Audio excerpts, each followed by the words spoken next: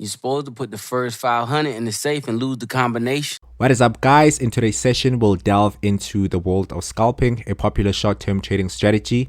I'm your boy Kev, and we'll cover 7 essential scalping tips that can actually help you navigate the fast-paced trading style successfully. Now, our very first tip is all about volatility. When scalping, you want a currency pair or asset that exhibit high volatility.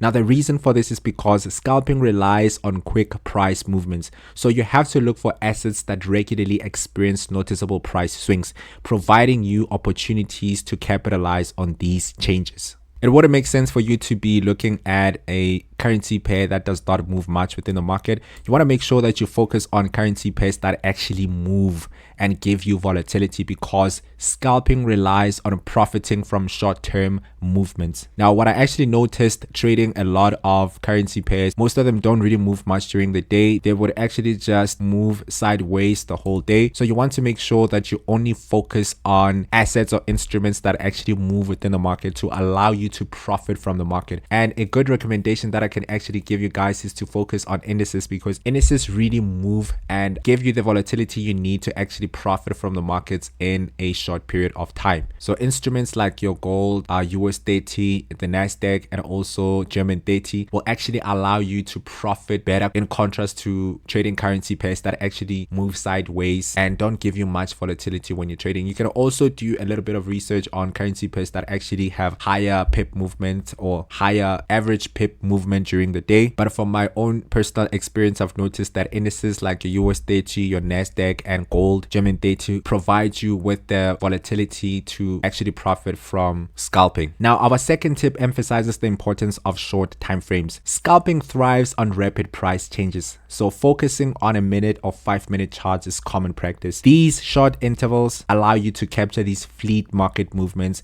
that can result in profitable trades. Now, it wouldn't make sense for you to actually look at a daily chart when you are trying to scalp the markets, because what's going to happen is that you're only going to be faced with a single candle that is just moving up and down and not really telling you what the market is doing, and it's just going to be hard for you to scalp looking at that specific candle. But when you actually switch to a 5-minute chart or a 1-minute chart, that's when you're actually going to realize that the market is giving you different patterns, and you can also see different opportunities within the market, and price just makes more sense for you to be trading, as you would be able to draw your trend lines and also recognize some patterns. So it is for this reason that you want to focus on smaller time frames. It doesn't make sense for you to look at a 4-hour chart when you are actually trying to scalp the markets. You rather want to look at smaller time frames that will allow you to see what the market is doing. This will also help you see the market better, and your trades will make a lot of sense. As I said, if you were to look at a daily chart or a 4-hour chart, you're just going to be faced with a candle that is going to be running for 4 hours and not necessarily giving you any trading opportunities. But if you were to switch to a smaller time frame like your 5-minute chart or 1-minute chart, you're actually going to realize that the market is giving you different movements, and you will also see when the market is actually breaking structure, when the market is actually breaking trend lines, and when the market is forming different patterns. On a smaller time frame, you'll see that the market is actually making a lot of movements, price breaking structure, making a lot of different reversal patterns, and you can then apply your strategy to move with the market in your projected directions, as opposed to just looking at a single candle that is not really telling you what the market is doing. The other reason you want to look at smaller time frames is because smaller time frames offer you a lot of trading opportunities. As I said, that a single candle is not necessarily going to tell you what the market is doing, but when you're looking at a smaller time frame, you'll realize that within a period of just a single day, the market will give you a lot of different reversal patterns and will break a lot of trend lines. So when we look at a single day, you would actually notice that this period right here, say somewhere from here all the way to here, would actually equate to a single day. And when I actually put it like this, you can clearly see that the market offers you a lot of different trading opportunities, and within that day you can actually enter multiple trades and move with the market either to the upside or to the downside, depending on what opportunities you actually see within the market. So when you want to scalp, do make sure that you actually focus on smaller time frames and not bigger time frames. Smaller time frames will allow you to see a lot of trading opportunities and also risk less. I actually actually mentioned in my previous video that when you look at smaller time frames, they actually allow you to place smaller stops that are actually reasonable as opposed to what you would actually place on a bigger time frame. And overall, they just give you more trading opportunities for you to actually take advantage of when you are trying to scalp the market.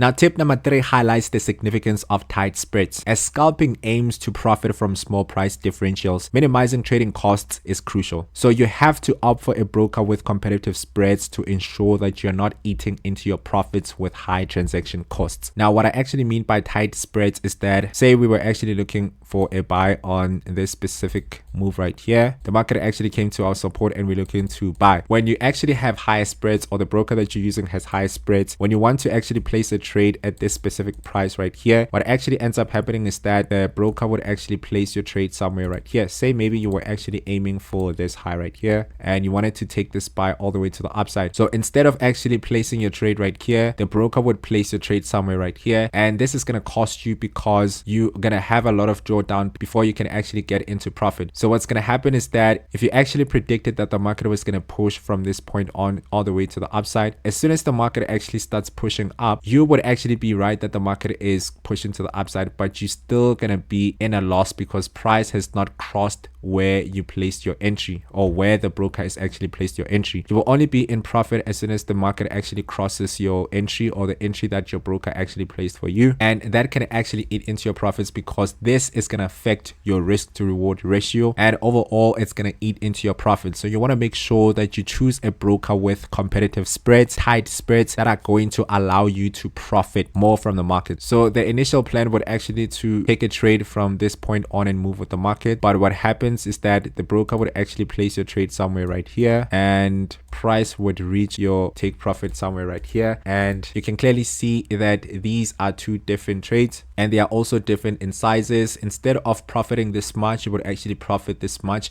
because of bigger spreads within the market. So you want to make sure that you get those tight spreads that will allow you to not have bigger drawdown and place you in a trade immediately when you see a setup. Our 4th tip is all about managing risk effectively.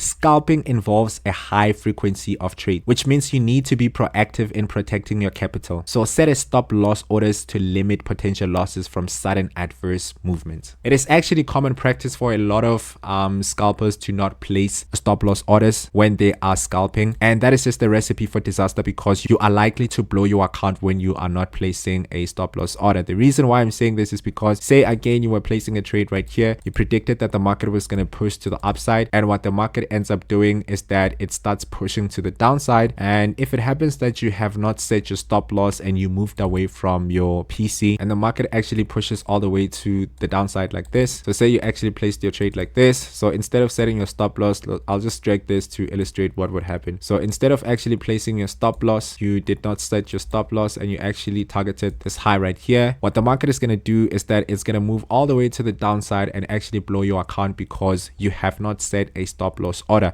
So you have to make sure that you set a stop loss that is tight and not big, allowing you to have a proper risk to reward ratio when you are trading. Placing a stop also doesn't mean anything as long as your stop does not make sense in the context of risk to reward ratio. You want to make sure that your stop makes sense in that you are aiming for 1 to 2, 1 to 3 risk to reward ratio.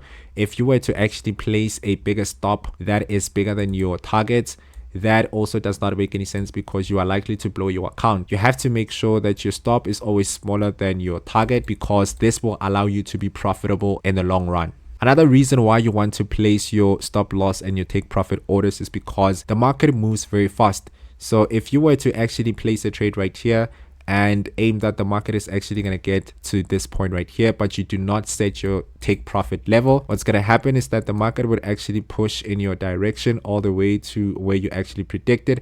But instead of actually taking you out of the trade by hitting your take profit order, the market would then start reversing and you would now be in a loss instead of being in profit or actually closing your position because you did not set your take profit order. So you have to make sure that you place your stop loss and take profit orders because the market moves very fast. You do not have time to be stepping away from the market, especially if you have not set your stop loss and take profit orders. But when you place your stop loss and take profit orders, you can actually step away from the market and allow the market to play out the way that you want it to do. And if it happens that it does hit your stop loss order, you will just look at the trade and look at where you actually went wrong, refine and review. But when you actually step away from the market and you do not set your stop loss and you take profit orders, you are more than likely going to blow your account. Now, tip number 5 emphasizes staying informed about the market events and economic news releases. While scalping focuses on short-term price movements, sudden news can trigger unexpected volatility. So being aware of upcoming events can help you adjust your strategy accordingly and avoid potential pitfalls. Now, news release within the market can either help you or break you. When you're actually unaware that you're going to have news release, you would actually be met with instances where you place your trades. Say maybe you actually place your trade right here, looking to actually push with the market to the upside, looking to take this high right here, and on that specific day you end up setting a very high stop. So if it happens that on that specific day you set a high stop and you do not check whether you're going to have news or not, this may affect your trades because what happens during news release is that price does not move in just one specific direction. Sometimes price goes down to take out the stop losses before it moves up. So you want to be aware of these news releases and to actually be a step ahead and be prepared for such news releases. They will also allow you to refine your trades and actually check to see whether your stops and your take profit levels make sense. It wouldn't be advisable for you to actually have bigger stops when you know that you're going to have news release in 5 minutes or 10 minutes. You want to make sure that your stop loss levels actually make sense and you are making appropriate take profit points. Even though the market tends to move impulsively during news releases, you want to be very careful. You still want to make sure that you set your take profit levels because the market is going to be moving very fast. There's a lot that can actually happen in a matter of minutes. So say that the market is actually moving to the upside like this and you actually see that the market is at your support level and you actually enter a trade, you enter a long position right here, and this is actually 2 or 5 minutes before news release, and during that news release you see that price is actually pushing in your direction. It is very important for you to actually set your profit target so that the market can actually kick you out as soon as it gets to your target. Because remember, the market moves very fast during news releases. You might actually see that the market is pushing in your direction and in a matter of seconds, price would actually just drop to the downside because you did not set your profit target. So you have to make sure that you set your appropriate target so that the market can actually kick you out as soon as it gets to your target. And this will allow you to step out of the trade and allow the market to move as much as it wants to move. Or sometimes you want to be aware of these news releases so that you do not trade at all on that specific day. Some traders do enjoy trading during news releases. Some just don't want to be involved when the market is moving extremely fast. So you want to be aware of what is happening before you place your trades or you scalp the markets. Now, our 6th tip is a reminder of the importance of discipline and patience. Now, scalping demands a well-defined strategy and a steady hand. You have to avoid impulsive trades and stick with your predefined plan. Avoid impulsive trades and stick with your predefined plan. Patience is key as the fast-paced nature of scalping might tempt you to jump into trades prematurely. Now, this is very important because as we have actually mentioned that scalping usually it happens on our 5 minutes chart and sometimes 1 minute chart. It can actually be tempting for you to enter trades prematurely by looking at the ticks in the market. Sometimes you see that the market is actually moving to the downside. And let's say maybe we're stuck somewhere right here. You see that this candle is actually trying to move to the downside like this. If you do not have a predefined strategy on what you're actually looking for before you enter your trades, this will actually force you to jump into these specific trades prematurely just by looking at what the candles are doing. Sometimes you'd see that the candle is actually pushing to the upside like this, and that's when you would actually start placing your buy positions thinking that the market is going to push to the upside. You want to avoid doing something like this and have the discipline and the patience to wait for the market to actually give you what you are looking for, because when you jump into trades prematurely based on the fact that a candle is moving to the upside or a candle is moving to the downside, that will actually affect you negatively, as you would get into unnecessary trades that will only end up in losses. You want to make sure that you wait for the market to actually give you what you're looking for. If price is at your support or resistance level, so if it happens that price is actually bouncing off of your resistance level, that should be then and only when you're actually going to look at the chart and look for your buy positions. If price is not giving you what you are looking for within the market, it is actually best to either step away or wait for the market to actually give you what you're looking for. If you're going to be reacting to the ticks within the market, then you might not want to scalp, because that is not the way that you should approach this specific style of trading. Now, lastly, our 7th tip encourages you to maintain a balanced approach by limiting the number of trades. Remember, quality over quantity is the aim. You have to focus on the best setups that align with your strategy, rather than making too many trades in pursuit of quick gains. Like I mentioned, that it can be very tempting for you to just react to what the market is doing. When the market is actually showing you a candle that is moving to the downside and you're trying to actually react to what it's doing, that can affect you negatively and you can end up losing a lot of money within the markets. What you rather want to do is you want to focus on quality instead of quantity. It's not about how many trades you place, it's about how many good quality trades you actually place and profit from. Always wait for the market to actually give you the best setup. I always say that when you're approaching the charts, you should already know a couple of things.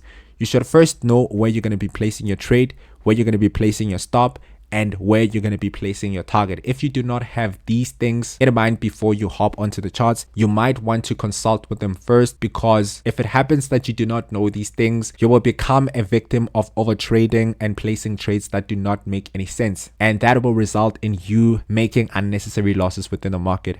After a while, you're actually going to realize that you made losses that you could have actually avoided. So it's all about making sure that you do not make avoidable mistakes that you could easily avoid, and only focusing on what the market is actually giving you. So first, you have to have a well-defined strategy that has a set of rules to tell you when to enter a market and when to actually avoid placing trades within the market. And there you have it, 7 crucial scalping tips to help you navigate the exciting yet challenging world of short-term trading. And there you have it, 7 crucial scalping tips to help you navigate the exciting yet challenging world of short-term trading. Remember, successful scalping requires a combination of technical expertise, risk management, and discipline. Take your time to practice and refine your skill before diving into the fast-paced world of scalping. Thank you for joining me, and I'll catch you guys on the next one. Peace.